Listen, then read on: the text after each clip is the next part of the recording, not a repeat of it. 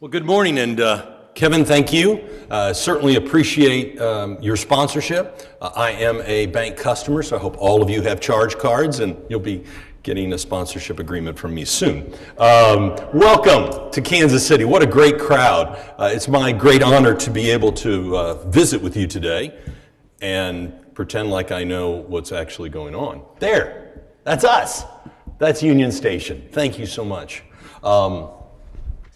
I received a phone call about 3 months ago saying the Greater Kansas City Chamber of Commerce, from Linda, the Greater Kansas City Chamber of Commerce has recommended you. They are looking for somebody hip and young and that can talk about Kansas City. Here I am, a middle-aged white man that's balding. So that should give you an idea of the Greater Kansas City Chamber of Commerce. All kidding aside. So I had to go out because perception is reality. So I had to go out and become hip and young. So I went and got a bow tie, got a skinny suit on, got the pocket, got the cool shoes. So now I am the image of what Kansas City wants you to believe, which is we're hip and young and cool. We're more than that. Each one of you have a perception. You have a perception of your community, but you also have a perception of Kansas City. Now I'm going to ask you to do one thing.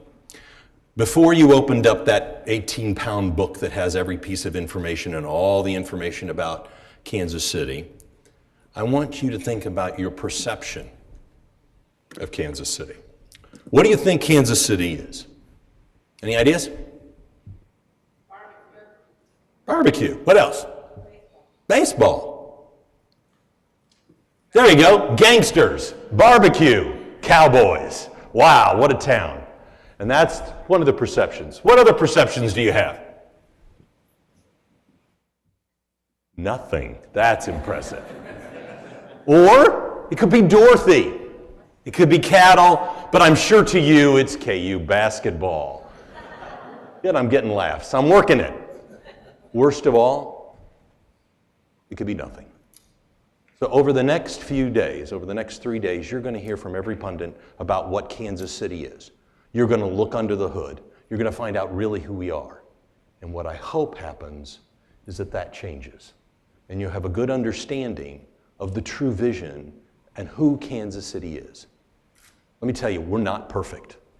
We're imperfect. We're ever changing. And if anybody tells you that over the next 3 days, don't believe it. And exactly the same for your company and your city. You're imperfect, ever changing, but you don't want that. So, we went out. I'm not going to show you, and I know you've been on many of these presentations before. We're going to show you that really cool, hip Chamber of Commerce video, right? Everybody has an ocean. Everybody has beautiful people. Everybody has sailboats. It's that. Wow. No one has that. So I went back, and I think the most important thing about perception and reality are what the people are saying that live in the community. So Kansas City is more than this. More than barbecue, more than cowboys, more than gangsters. We have a unique community and a unique spirit. When I think about that, I was asked today to speak to you about the vibe of our community, the excitement, the entrepreneurial vision, the creativity. You probably know what is Kansas City. I'll give you the basics real quick. It's very simple. 14 counties, 2 states, 1 city. Unity is a driving force in our community. Collaboration is a driving force in our community. But to really understand Kansas City, we have to define ourselves and who we are. The picture that you're seeing right there of Union Station, which epitomizes the icon of Kansas City and what we stand for. We've been around for 100 years, so I'll tell the story through Kansas City's monument. St. Louis has its arch. New York has the Statue of Liberty. Paris has the Eiffel Tower. Kansas City has its Union Station. And what it stands for is its own community icon experience. The words of Kansas City and what makes us who we are so unique. Ambition, collaboration, community, the key to creativity. If you're looking at that picture right now, that was the front of American Ninja Warriors. When they decided to do their next year's show, I don't know how many of you have had the chance to ever watch that on NBC. Of course, it's the top #1 television show in 25 to 54 markets. So I'm sorry, but it's really great. They decided to choose Union Station as its backdrop.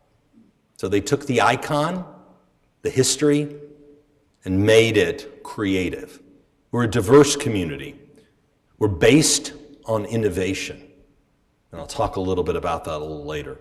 We have an enduring passion to succeed and a passion to argue at all times. But the thing that's made Kansas City so successful and has made it fail and then be successful again is unity. And I'll talk a little bit about the word unity and how we got there. And last but not least is the dogged determination to never give up. The opportunity to say whatever is placed in your way, Kansas City somehow comes together in a unity, addresses it, faces it head on, and comes up with solutions. And then we stumble again, and we do it over and over again. You know, we're here at the Kauffman Foundation, and I stand in this room before you right now, and I look at Ewing Kauffman to my right. What an amazing man. He wasn't the common Kansas Citian. He challenged all of us to be uncommon, to do the things that people don't expect. Stand up, lead, fight. But in order for me to tell you who we are, I've got to go back a little bit. And I want you to think about something for a minute. Way back in the early 1800s, as we started moving to the west from the East Coast, think about Kansas City. Our forefathers and foremothers got off and said, Kansas City is just good enough. I'm not going out to the west. I'm not going to Denver. I'm not going to keep on traveling. I'm not going to do that. It's just good enough. And you'll see how that has played out over the years. And when we start to get to the point when we say it's just good enough, we fall back. But Ewing Kauffman was one of those individuals that pushed us forward many years ago. But the turning point of Kansas City really turned back into about 1850. And in 1850, there's always an impediment to growth. It's always a natural impediment. And that natural impediment was the Missouri River. And at the time, communities were fighting all over to get the first railroad bridge to cross that impediment. That Hannibal Bridge right there was the beginning of the change of Kansas City. We were one of several river towns that were fighting for that, but because of shrewd politics, quick action, city boosters, we convinced railroad to build this bridge. That piece connected communities. First one on unity. Number two, it stands for what we believe to be innovation. I'm going to build that bridge over that river. We're going to unite. And the definition of innovation, William Rockhill Nelson once said, who was the editor of the Kansas City Star, and really a driving force, a brilliant man. He said, innovation, the most stubborn obstacle to progress of growth of a city is a lack of foresight. The inability to comprehend the needs of the future. Innovation is key to our community because we have to look to the future.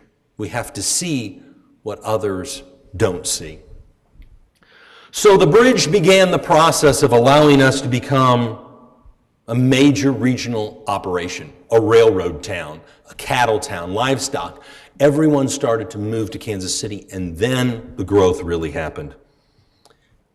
The next major event was our rapid growth. But as I tell you, with impediments and water, so came a huge flood in the 1900s. 1900s completely wiped out the river bottoms of where the American Royal is today, where the livestock industry was today, and where the railroad was, completely annihilating all forms of transportation in our community. Well, there you go. What do we need to do in order to come back? And as I told you, Union Station becomes that icon.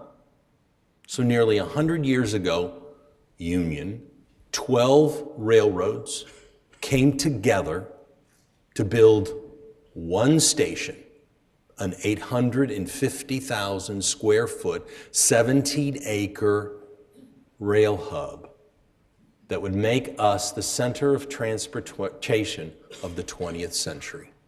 Put us on the map. $50 million was invested from a little railroad town. And why? Because they were looking to the future for innovation. They saw the importance of unity, and they created a magnificent edifice. That is an example of what we stand for: innovation, creativity, and determination. And as this happened, we then became the second largest railroad company in the railroad stations in the United States. But again, innovation is vitally important. When you see from Liberty Memorial, the Union Station, you'll see right here a giant culvert. Underneath, we have a river. They built a culvert, and they spanned this magnificent building and railroad station over a river. And it's there today. Innovation, determination will not stop. And then the largest group of people came together at any one time to celebrate the future of Kansas City. A perfect opportunity at a perfect time. Now, why do I say those things? Because if we don't know who we are, we don't know where we're going, I can't really give you an opportunity to understand the sheer dogged determination of Kansas City. Then came probably the worst things that could ever happen in a community. Success. And over the next many years, we lived through a great growth in Kansas City. Many wars. World War II, almost 600,000 people passed through Union Station because of the war. It became the centerpiece of our community. It became the key to our community. But as that happened, so did the changes and the challenges to our community. Railroads started to decline. Kansas City started to decline. And what really happened was the community started to get comfortable with who we were and what we are. And with community, you have to be very careful. You need to beware of the rock of internal discord on which so many prosperous cities have been wrecked. Our very danger lies in our prosperity.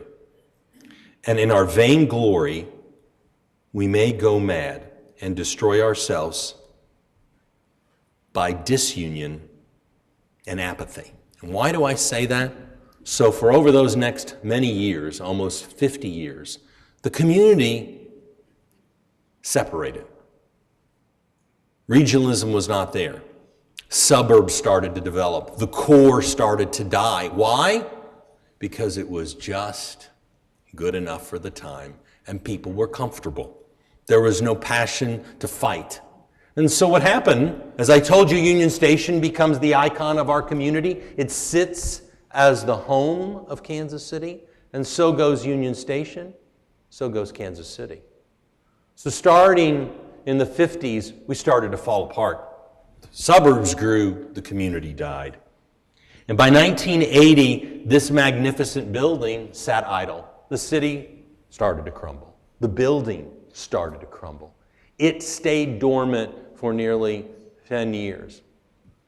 And the Kansas City Star said, Union Station is an image of failure to our community, and it must be torn down because we have no future.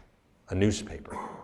That was a rallying call. So, in 1996, here comes what always makes us successful: unity, collaboration, determination.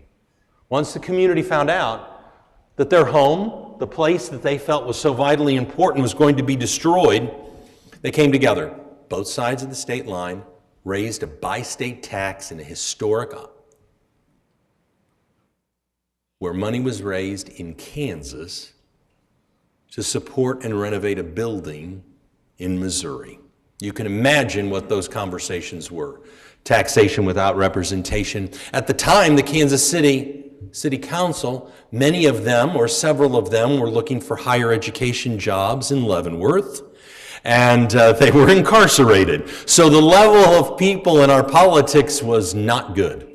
So they set up this bi-state commission, and they developed and raised $117 million on both sides of the state line to save this magnificent building. The rest of the community, about donation, the importance, another $100 million was raised by private sources. And in 1999, the fate, the possibilities of reopening the magnificent Union Station happened to great glory. And I would say to you, and as you look in your own community, it was the single best economic development tool in the history of Kansas City. For a $117 million tax, created over $500 million in economic development today in that one location. Now, there's an interesting story. I would say to you, because it was a great economic development tool, it was the best thing ever. It was the worst business model on the face of the earth. We get no tax dollars, no support, and there was no plan. So then becomes the issue. How do you support something? How do you support a community that's based on determination and innovation, but there's no business plan? So for the next 15 years, we challenged. We had a $40 million investment, an endowment. Great, wonderful, spirit of the city. What did I tell you about disunity starting to fall apart? The station then becomes an image of failure again. And this time, not a failure because it was dilapidated. It was a failure because the leaders had no vision, no strategy to ensure its long-term viability. As I tell you, we received no tax dollars, so we have to operate it. I had the great opportunity to join in 2008. We were $10 million in debt. The $40 million was gone. We were bankrupt. The mayor at the time was in serious trouble, and there was no vision, there was no strategy. What do you have to do? Just in your community as well. What we had to do was develop a business plan, and a business plan that would allow us to find ourselves being economically feasible. A business plan that says, if this is Kansas City, how do we happen? How do we grow? You'll learn a little bit about it from the mayor. A new mayor came in, and we said, we went to the foundation and said, we have not earned the right to receive any money. We went to the taxpayers and said, we have not earned the right to receive your money. We will prove it to you on our own. We will take our own determination. We will accept our own failures. We will accept the innovation, and we will create what our community has deserved. A place that shows that Kansas City, no matter what can happen, if we go back to innovation and let the creative class come back, they will. So it's very simple. We went back and said, it's easy. Develop the right economic business strategy that makes us self-sustaining, makes our community self-sustaining. So, if it's the Civic House, you turn it into an office building. Happen to have 150,000 square feet. You bring in every civic organization, such as the Chamber, the Kansas City Area Development Council, the Election Board, and you become their landlord. It's a new way of tax support. Only we have to deliver on that promise. Then, the biggest promise to the station was that we were going to create an 80,000 square foot science center. That business model said that that science center was going to support an 850,000 square foot, 24-hour a day, 7-day a week operation. Never believed the consultants test the questions. So we knew that science and innovation was going to be vitally important, but it was being drained because of the lack of management. So find sustainability. Secondly, invest back in science and technology. Thirdly, make sure that it becomes the Kansas City's community, its house, its civic celebration, and build that business strategy. And that's what happened. And today we sit, as we celebrated our 100th anniversary, we owe no one. We don't have any debt. It's our sixth year of, for our banker friends, 7-figure EBITDA. And we just started our new capital campaign.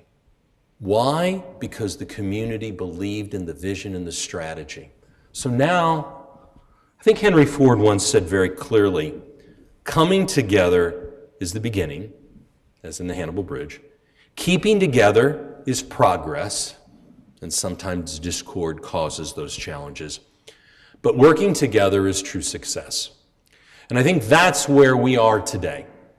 But we need to be very cautious that we can fall back. Right now, you're probably going to hear over the next 3 days that we have a very hip creative class, that we're the center for entrepreneurship, that the 20-some odds want to come to Kansas City. Why? Because we've invested in them. But the biggest challenge right now is to allow them to lead. And I don't necessarily know if we're doing that yet or not. And that's the key to our future success. Now, back to perceptions. Oh boy, wow, we are getting great press right now. And right now we're saying the most friendliest city, most charming city, the #1 city to keep on your radar, the best music scene, the most affordable, best place to buy a home, the fastest growing startups or hubs. That is the current perception of what others are saying about us. But it too can fall back. And it will fall back if we don't stay focused on unity and continuing to focus on innovation, and most importantly, the passion of dogged determination. And you will learn and see all of that over the next 3 days. This is a unique community, as we are bifurcated by a state line. And you'll hear about border wars, and you'll hear about the challenges that we're faced with. All of those can go aside if unity and innovation and creativity, but most importantly, determination, overcomes all of those. We're at a very unique time in Kansas City. So as I tell you about Union Station being the center of transportation of the 20th century, we have now become the icon of the center for innovation and science and culture for the 21st century. And as we closed our 100th anniversary out, after all the years, after all the pundits, the final result came from the Kansas City Star. And the Kansas City Star, the same one that said should be torn down, same one that said you should pass by state, the same one that said it was the ultimate failure because of lack of mismanagement, finally wrote the editorial that said, Bi-State was right. It was the right decision. Looking back 15 years, the station and the community have become a hub and a shining spot for the community, for the region, and for the nation. And maybe that's why you're here today. You have the same challenges in your community. And granted, I told you I was supposed to be hip and cool, and I got all these cool clothes, and I got all this great bow tie. I didn't tell you that I also got this really neat tattoo on my arm, and it's from, I've got Henry Clay on one side and one arm, and it says, Great Compromiser. So I just want to make you feel comfortable that I know that all of you are compromised at a regular basis. But each one of you have your commitment to your community, and you know what you stand for. Do you have that icon in your community? Can you hold up something like that that becomes your vision, your symbol? What will it be? Last but not least, right, if I don't show you, that is the face of Kansas City today. That is the creative crossroads. Those are the individuals that will make up our future. And 10 years from now, they'll start to look like us, and they'll be different. and then their children, and then their children will change. You're going to get ready to see a magnificent city. You're going to see streetcars. You're going to see a vibrant downtown. You're going to hear about a new downtown hotel. You're going to hear about entrepreneurism. You're going to hear about all the exciting things in Kansas City. It's that. Look for those faces. Look for those eyes. Watch the video of a young guy that sent a love letter to the community that he loves and wants to be part of. It's our job to make sure that those individuals create the next future of Kansas City. And they will. They will also create your future in your community if you allow and let them lead and let them create and give them a chance to fail and then succeed. So no real peace. That was us. For 100 years. We lit up the sky. We did a huge augmented reality on Union Station for 10 minutes. We produced the history of Kansas City on Union Station. It was the most impressive thing that you could probably ever imagine, and I hope that you will go out and see it. But it was a shining moment for the future. Kansas City is small enough for neighborhood pride. That's really key. It's big enough for grand civic movements and grand monuments. It has diverse people, and I tell you, we have diverse people. And that comes with challenges, with diverse opinions that you have to listen to. It acknowledges its roots that I tried to tell you about, but it thinks mostly about our future. If you look to the past, you're doomed to failure. If you're driving your car, look out the front window. Don't look in the rearview mirror, for if you look in the rearview mirror, it's just good enough. Kansas City risks more, dreams more, fails more, and expects more than most others think is possible. That's innovation. That's creativity. That's the terminology of success. Now, I wouldn't be the person that I was if I didn't show you the video that the Chamber of Commerce or KCADC produces because they're tenants. So it has been my great pleasure and my great honor to welcome you to Kansas City. I'm an old chamber brat, so I love chamber work, and I respect the commitment that you've made to your community. Make a difference. Open your eyes, open your ears for the next 3 days, and then go back to your community and open up your hearts and make a difference, for you shall. Ladies and gentlemen,